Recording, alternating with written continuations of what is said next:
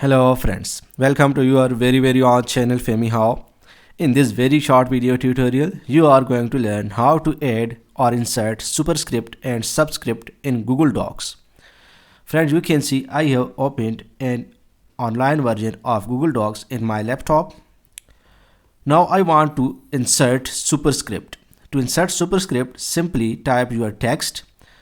Like I want to type x square, so you can see here x2. Select the text and click on format. Click on format and you can see here text.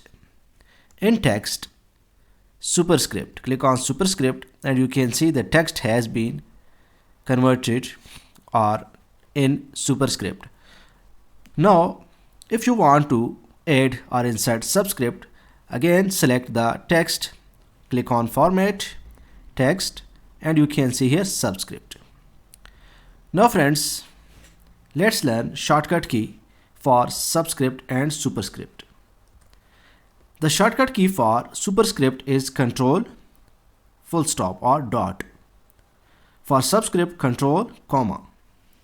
So friends, I hope you have learned the way to insert or add superscript and subscript in Google Docs. If my video helps you in any way, please subscribe my channel and hit the like button. Thanks for watching. Thanks for your time. Take care. Goodbye.